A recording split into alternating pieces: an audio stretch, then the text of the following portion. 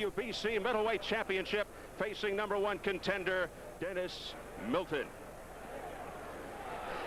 Hello again, everybody. I'm Steve Albert. Welcome to another edition of Showtime Championship Boxing. We have perhaps the two best fighters in the world on tonight's card, in Julian Jackson and Julio Cesar Chavez. Chavez, you know, what a storied career. Unbelievable record, 75-0, 62 knockouts. And in terms of Julian Jackson, a KO percentage bar none. 41 victories, 39 via the knockout route, and 34 of those 39 knockouts in 4 rounds or less. So we're looking forward to a real exciting night here at the Mirage in Las Vegas. And as usual, I'd like to bring in my partner, the fight doctor, Ferdy Pacheco. And Ferdy, any danger of these fighters looking past the opponents tonight? There's always that danger when the champions of such high caliber and they're fighting fighters who don't have the record or the experience. There's a tendency to get a little sloppy. I don't believe that's the case with Chavez, but it happens, as for example the debacle with Iran Barkley knocking out Tommy Hearns, and of course to me the upset of the decade, biggest surprise that I've had, was Buster Douglas knocking out Iron Mike Tyson in Tokyo. And on the subject of Mike Tyson, we will be joined by the former world heavyweight champion a little bit later.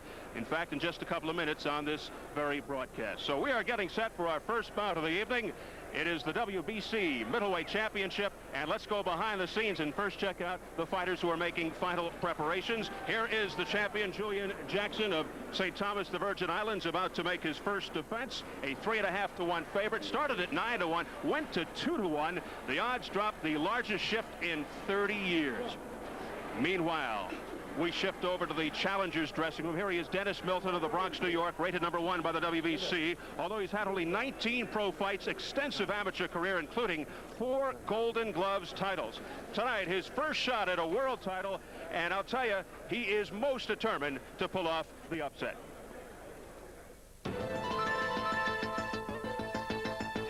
Big round for Jackson here, this last 30 seconds particularly. Milton is still firing back. Oh, a big left hand. Oh, a tremendous left hand. Hooked him. Great drop like a tree.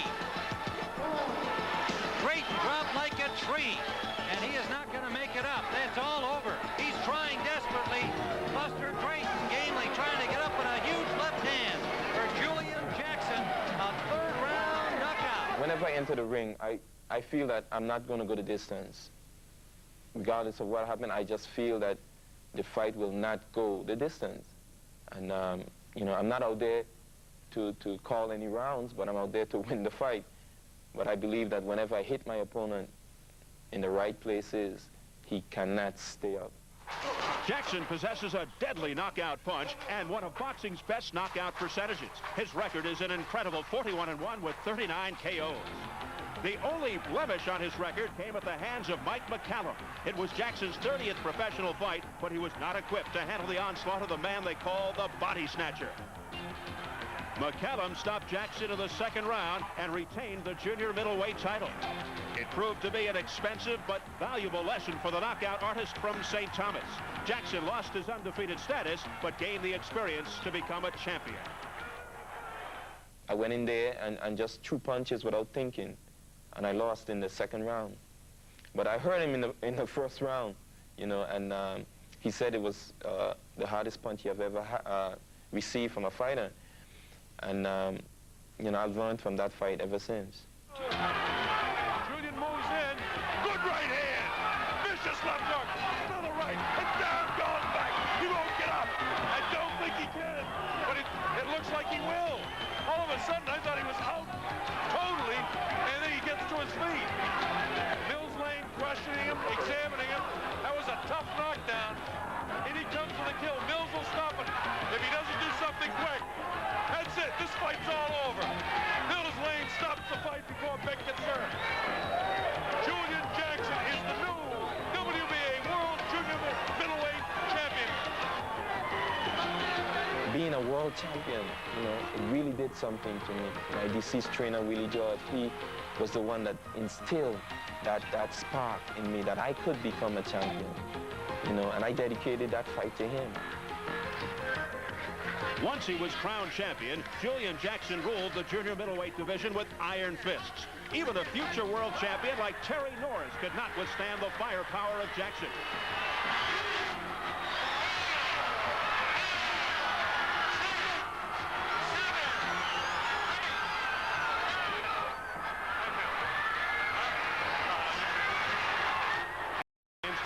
Jackson himself is impressed by his knockout ability.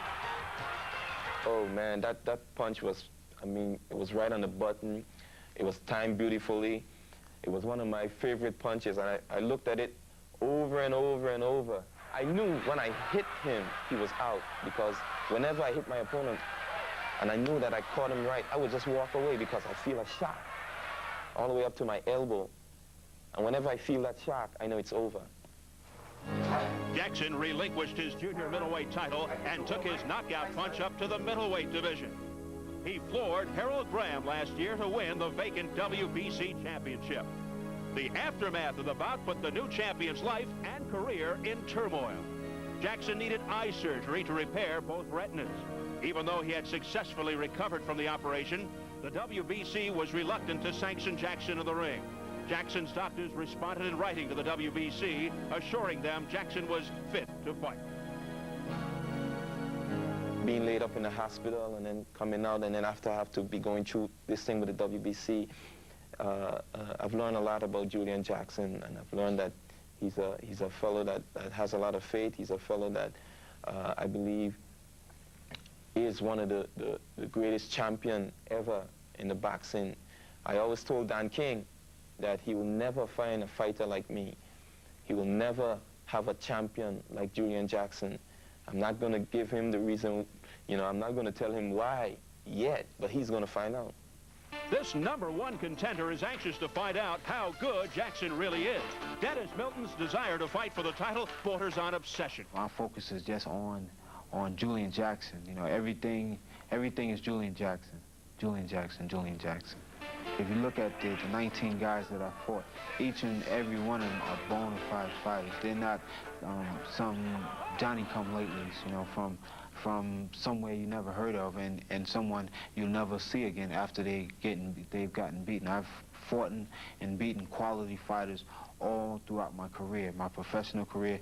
And if you look back, goes way back into the amateur days. As I sat back and I waited patiently, I watched other fighters come and go. And I wished them well, and I congratulated them. I knew that my time would come. My time is now. I'm prepared for it, and I'm going to win the title.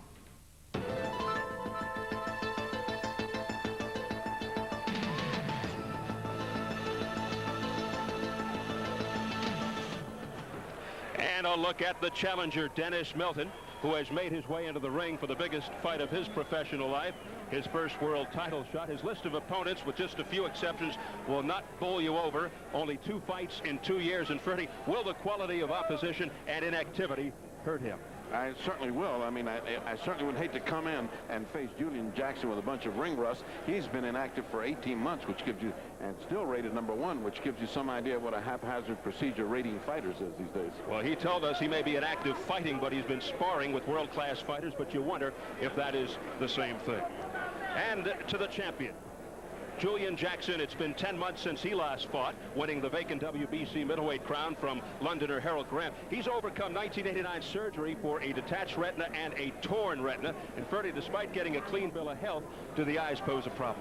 I think they do. I'm one of the people that have had 30 years experience looking at people with detached retinas. I really would not like to see a fighter risk his eyesight, even though laser surgery now apparently has solved the problem. But that is really a test of time. You got to see 5 years down the line what happens with Sugar Ray Leonard's eyes, what happens with Julian Jackson's. I certainly hope that that procedure is now the cure-all for detached retina. But I, for one, would not risk my eyesight in order for the sport of boxing.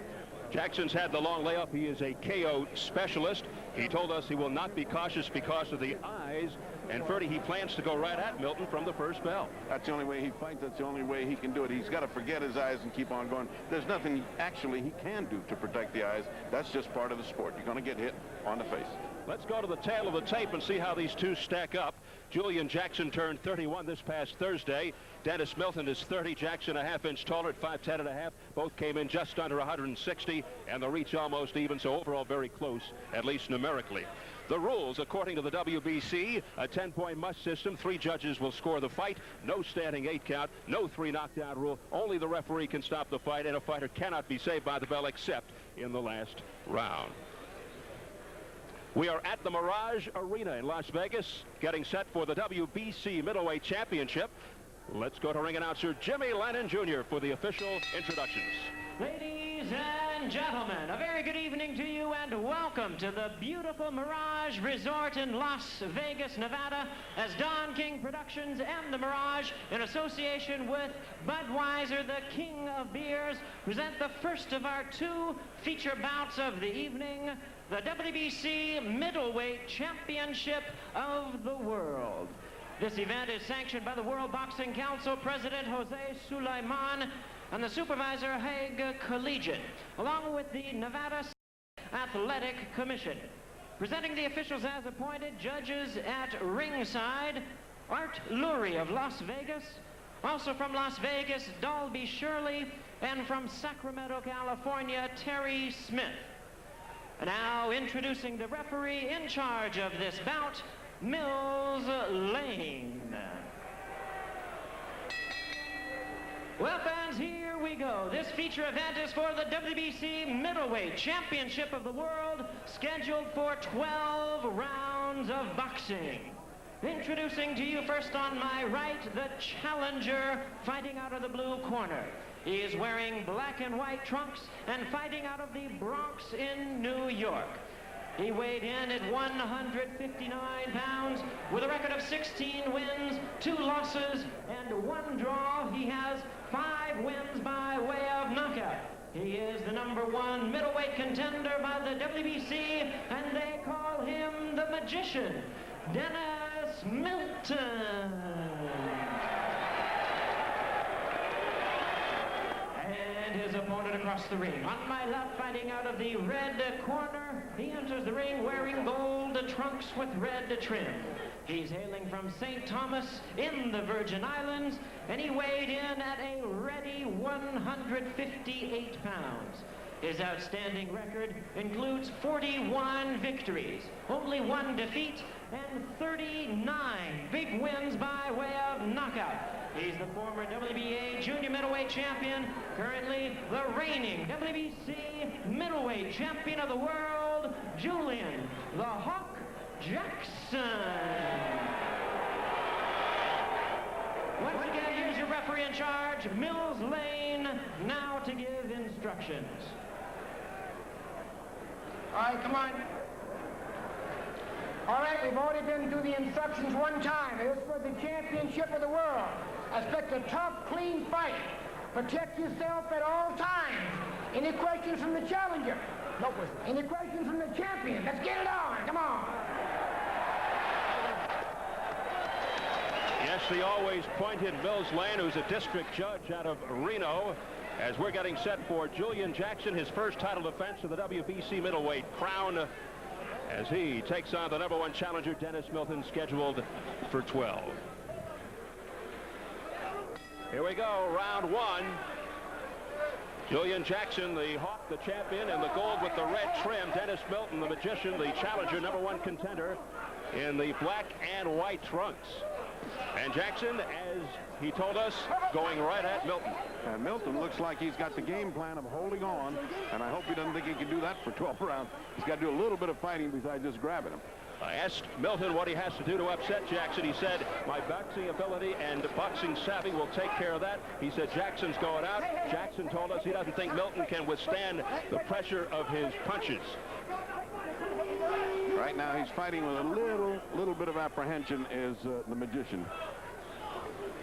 The Magician is Dennis Milton, who is 16-2-1 with 5 knockouts, only 19 pro fights at age 30. Why so few fights? Why he's so inactive since turning pro in '85? He told us he may be inactive fighting, but he has been sparring with world-class opponents, as we mentioned. But Ferdy, I really wonder about that. That's absolutely, it's nonsense. I mean, you have to have tune-up fights. You have to get in there in competition. In the gym won't do it, and especially not if you're going to face a Julian Jackson, who is very good right hand by Jackson.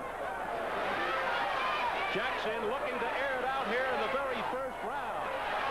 Milton foolishly holding on to the rope instead of covering up. He is very apprehensive and tight. All that ring rust is showing. He certainly doesn't look like he belongs in the ring with Julian Jackson. midway through the first. Milton, who last fought just to set the record straight June 28th, a second-round TKO over Pat Brennan in Vegas, said he feels Jackson doesn't have the skills and that this fight won't go to the judges. Well, right now, Jackson's looking to end it in the opening round.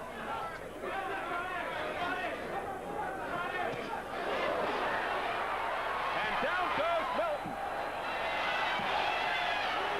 He does not look like he is going to get up. He looks like he's part of the fixture. He's part of the canvas. The magician is down for the count. And it is all over in round number 1. Julian Jackson retains his WBC middleweight championship, knocking out Dennis Milton. So much for the theory that you can go to the gym and work 18 and hope to face a guy like Julian Jackson. This is Jackson's 10th first-round knockout, and he is now 42-1 with 40 KOs, 6-0 in championship bouts. His average rounds per championship bout 4. This one in the first. Well, fights like that, he really doesn't have to worry about his eyesight because he didn't get hit once. And Dennis Milton is still being attended to flat on his back.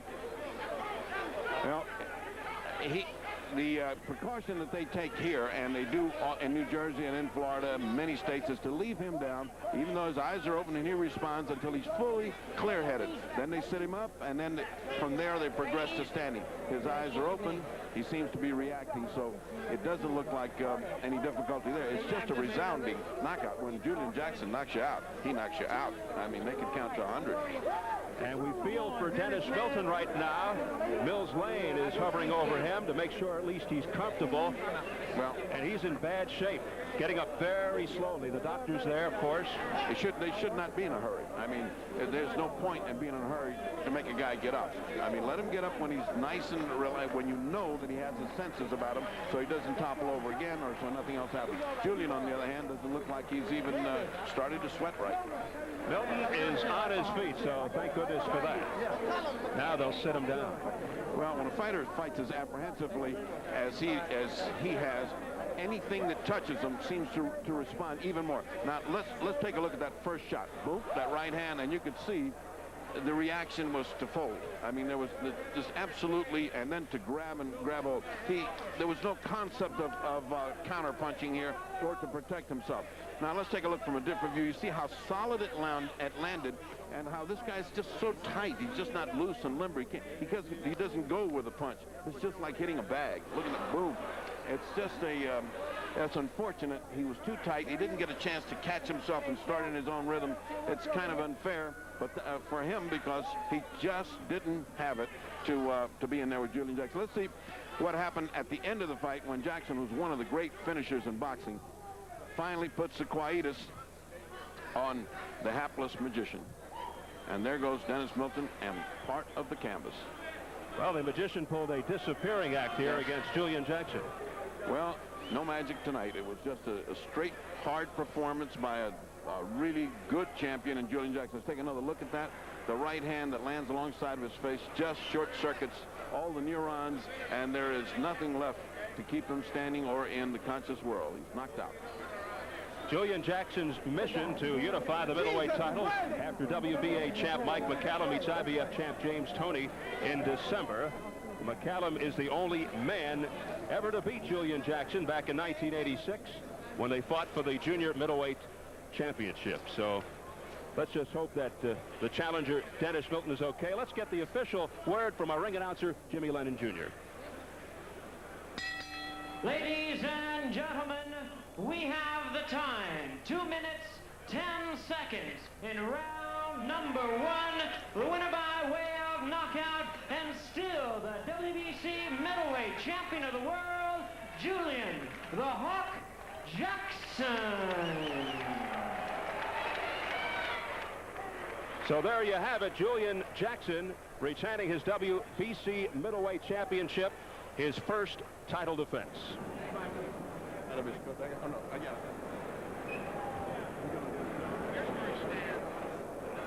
Here at the Mirage in Las Vegas, we told you at the top of the broadcast about the knockout percentage of the stellar Julian Jackson. Here's where he stands. He's at the head of the class in terms of current world champions and their highest knockout percentage. You notice number 4, Evander Holyfield. I mentioned Mike McCallum, a man he would love to get to once again in a rematch. He lost to him, the only man he ever lost to. Bertie Pacheco standing by in the ring. Bertie?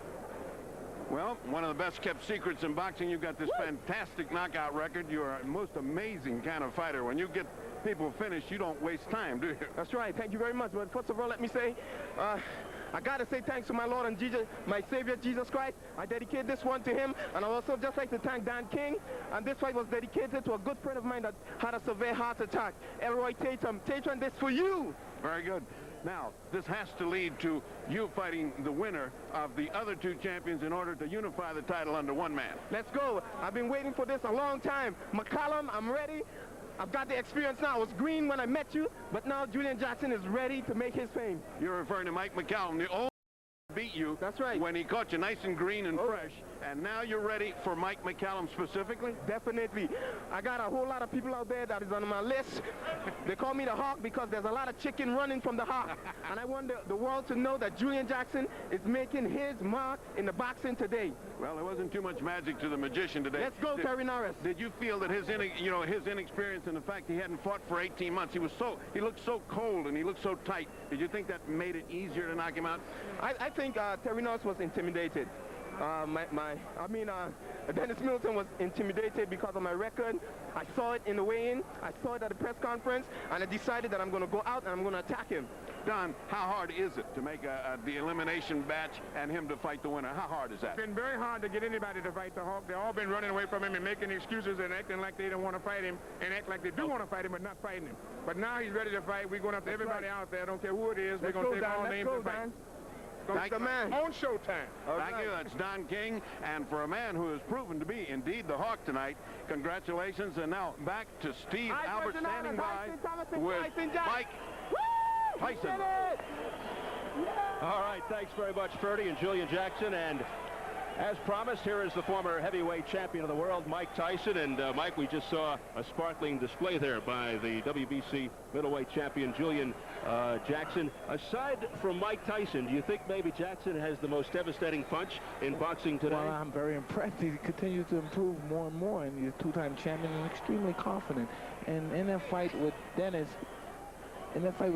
I saw that he caught him early and he kept him hurt and he finished him. Did you think at any point Milton's boxing savvy could overcome the punching power of Julian Jackson?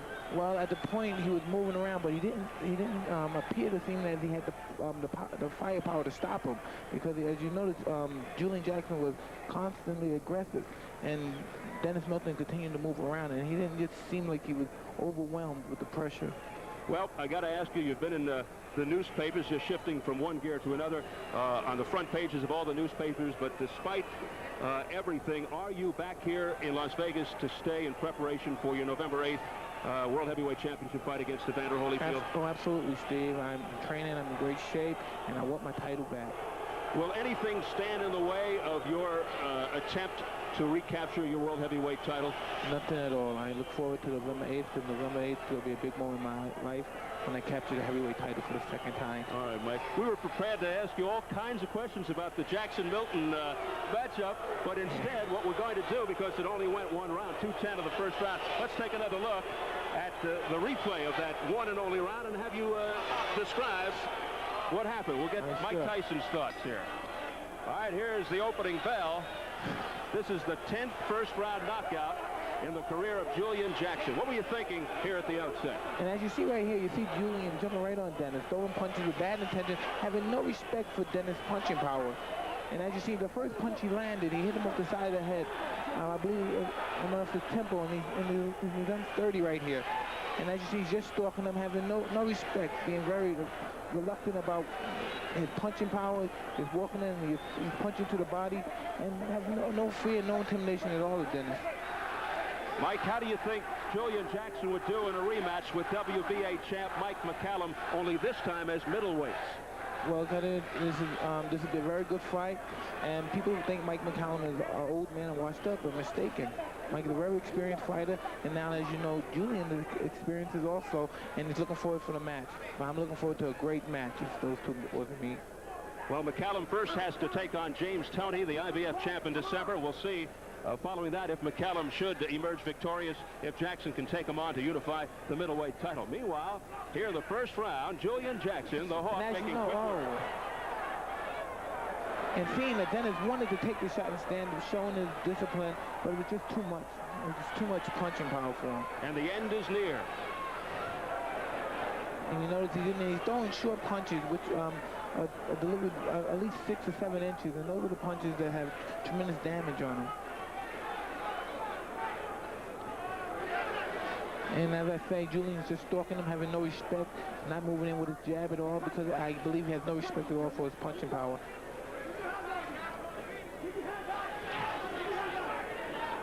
And as you notice, Dennis Milton has been inactive for 18 months, I believe.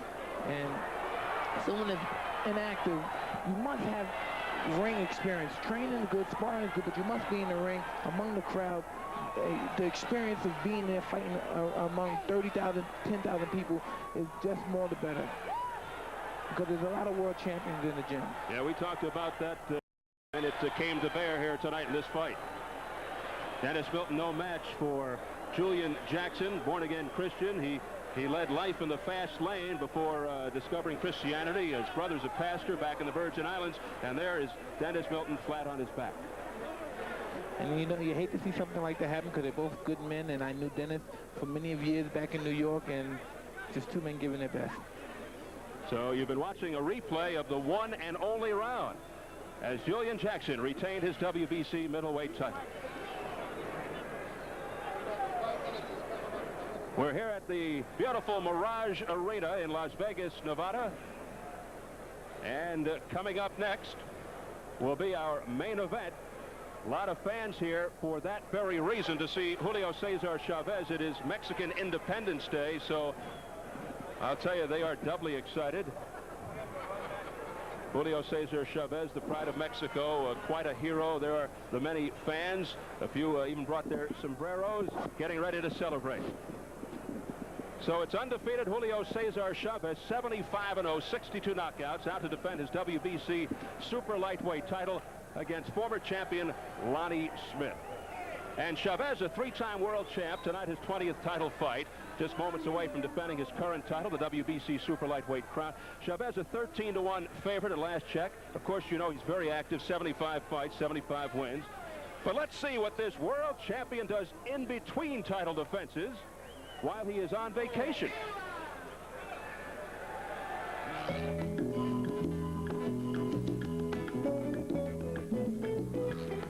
Undefeated Julio Cesar Chavez works hard to maintain his unblemished record and his world championship. In his last title defense, Chavez dispatched John Duplessis in 4 rounds. That victory ran his record to a brilliant 74-0, the best in boxing. It seemed an appropriate time for rest and relaxation.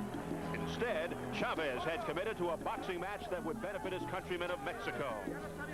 Approximately a month before the fight that he had in Las Vegas against John Duplessis, which was on March 18th, the governor of the province of Culiacan had spoken to him about the victims in a flood that took place in Mochis, a part near Culiacan, Mexico, where hundreds of thousands were left homeless. He felt that by putting a fight together, that he knew that he could make a very great contribution helping these people. Chavez's career affords him precious little time with his family. Nevertheless, he willingly made the sacrifice to help the flood victims. So it was back to the gym for the man considered pound for pound the best fighter in the world. Chavez was tampering with more than just his vacation time. He was risking his perfect record and donating the entire purse to the flood victims. It was not an exhibition fight. It was a very formal, serious fight for his record. He put himself at tremendous risk, but he did it with great pride. He has a commitment to the Mexican people, to the governor, and to those flood victims. His countrymen responded to Chávez's generosity with an outpouring of affection and gratitude. También para Julio César Chávez, el César del boxeo. Pero sigue ahí valiente, soportando el castigo y paran finalmente la pelea. El referee intervino con Olegario Mandueño para detener la pelea, declarando así tácticamente vencedor por nocaut técnico. He says he doesn't feel himself a hero at all. And he didn't do it really to commit himself to the government. He did it because he felt that the people really needed it, and it was something that he was able to do, a small gesture on his part, he feels, and he did it with all of his heart.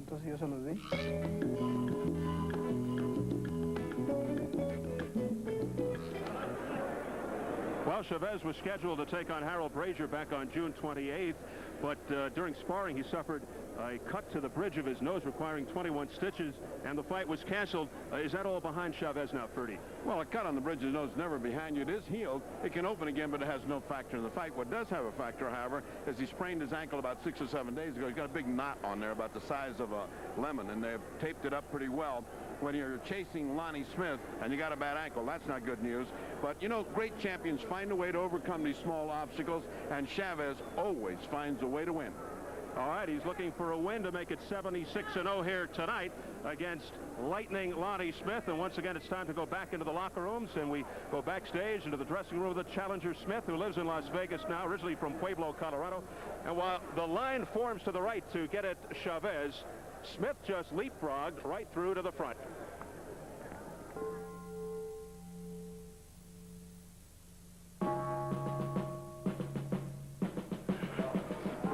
Julio César Chávez is a marked man, pursued by world champions and top contenders.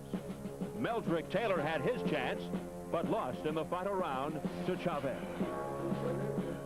Simon Brown wants to be recognized as the best pound for pound in the world. He knows it's Chávez who currently holds the title. Azuma Nelson dreams of a 4th world title and a place in history. That road through Chávez. Pernell Whitaker has thoroughly dominated the lightweights.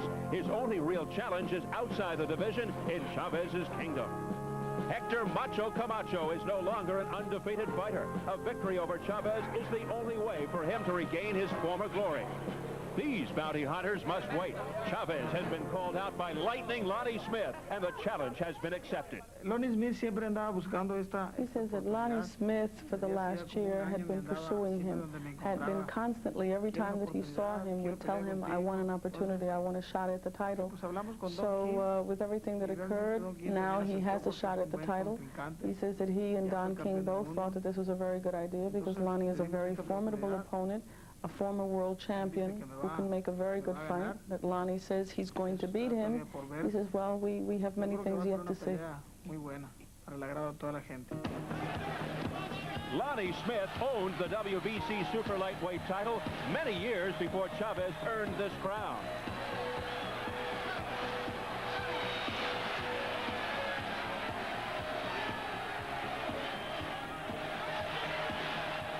Smith knocked down Billy Costello 5 times en route to an 8th round KO victory.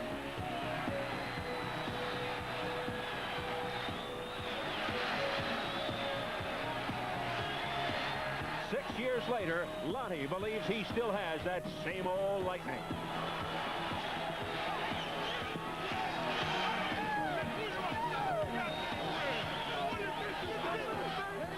I'm an ex and the next champion of the world. And he has a great challenge come September the 14th. I'm going to give Chávez a thorough boxing lesson. I'm going to show Chávez in the world that lightning will strike twice. The wheels were set in motion for the Chávez-Smith bout when Chávez was forced to cancel a title defense due to a training injury. Instead of fighting on June 28th, Chávez was a spectator. After sitting ringside of the Tyson-Ruddock rematch, Chávez headed home to Mexico. I met Chávez in the airport and dropping a friend off. And Chávez walked up to me very fastly. And he said, he wanted to fight me because he's been hearing a lot of people saying that he's scared to fight Lightning Lonnie Smith. Been dreaming about Chavez, Chavez, Chavez, Chavez. He ran into Lonnie in the airport, and Lonnie asked him, when are you going to give me an opportunity? And so he said that, you know, I'm going to make sure that you get an opportunity. And so he said he would tell Don King to set up a fight for him. And so he gave him his word. Chavez is a very honorable man. And I think that Chavez only wants to prove to the Mexican race that he's not scared of any man. So Chavez and Smith made their gentleman's agreement to fight. But matchmaking for big-time prize fights is not quite that simple, especially when a fighter is in demand like Chavez. Negotiations were already underway for a fight with longtime contender Terrence Ali. And Greg Haugen had become a marketable opponent after he upset Hector Camacho earlier this year. Luckily for Smith, both the Ali and Haugen negotiations fell through, and Chavez became available. He needs a challenge now. And he wants to fight some of the best fighters in the world. And I do believe that he looks at me to being one of the best fighters in the world. Instead of fighting all these other guys that are considered good fighters, why not fight the best? And I believe that he picked me because he knows that I'm a good fighter and probably one of the best fighters in the top 10 today. He feels that Lonnie will be a very, very good opponent, that Lonnie will certainly train exceptionally hard because he's very hungry. So he wants this win. So Julio expects that this is going to be a successful fight for him, but he doesn't underestimate his opponent.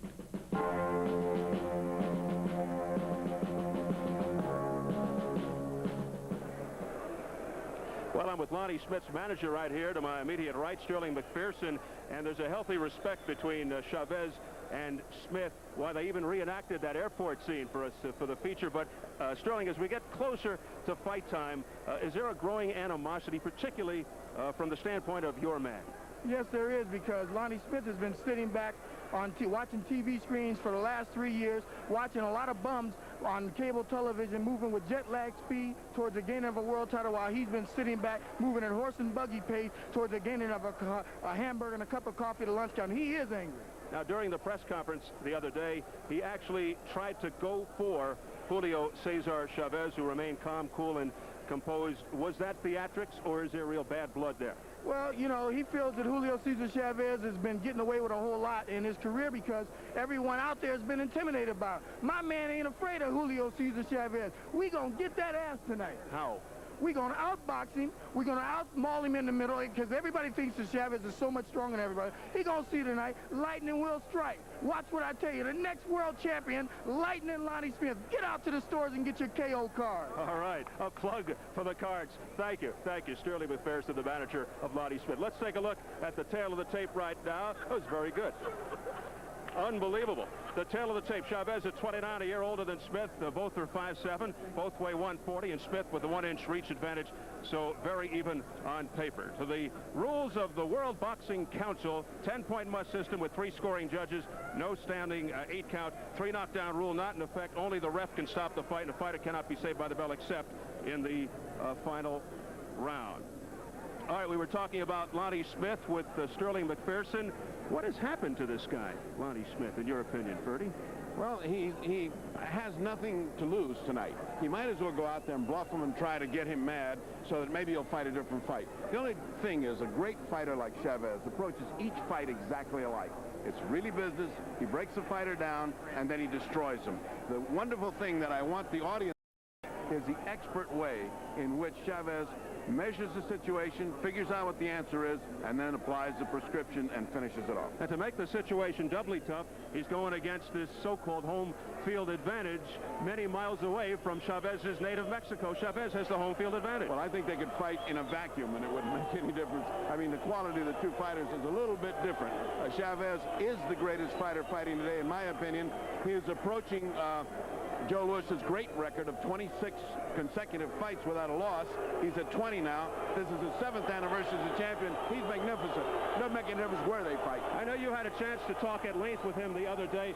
Did he talk about ever retiring at some point? Yes, he said 10 or 12 more fights, which the way he fights could be 2 or 3 more years.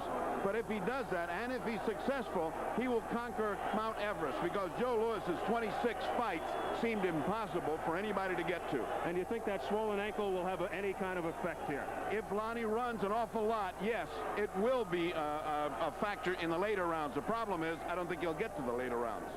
All right, we're getting set for the WBC Super Lightweight Championship. Let's take a look at world champions who retired undefeated. Leading off with bantamweight Jimmy Barry, who went a mind-boggling 59-0. Then, of course, the Rock, Rocky Marciano, 49-0. Jack McAuliffe, 31-0-5. Well, earlier tonight of the WBC Middleweight Championship, Julian Jackson knocked out Dennis Milton at 2:10 of the first round. We had the liberty of Mike Tyson to help us along the way there. And now we've got the fight doctor back after his post-fight interview. So let's get your feelings on what went on. Well, I think it was a man with little experience and very tight, because he hadn't had the benefit of a tune-up fight. Getting in with a champion who's a devastator, short, jolting punches. He's a man that knows how to finish. And I simply think not only was he overmatched, but it was hopeless. The end of the fight shows the kind of finish that Julian Jackson is famous for. He gets it in under one. Watch how he stalks him. He is so methodical. His punches usually are right on the button. All you need is one good one. That's it right there. And all neurons are shorted out. That's the end of his conscious stay on Earth for about 10 seconds. If Mike McCallum gets by James Toney in December to unify the WBA and IBF championships, should McCallum beware of Julian Jackson? Oh, of course. That's going to be the fight of the year. I mean, that is an exceptionally good fight. If he gets past Toney, that's not at all sure. I happen to think that the fight with Julian Jackson is one of the most attractive, not only for the boxing public, for the general public. They're just two bangers, and they're just wonderful men individually. I think that fight has got all the qualifications of a major fight. I asked Mike Tyson, is Julian Jackson, in your estimation, the heaviest puncher in boxing today, or close to the heaviest puncher? I think he is, but again, Chavez is also devastating. Mike Tyson is not too bad, and Holyfield is not too bad. I mean, you're talking about some big punchers there.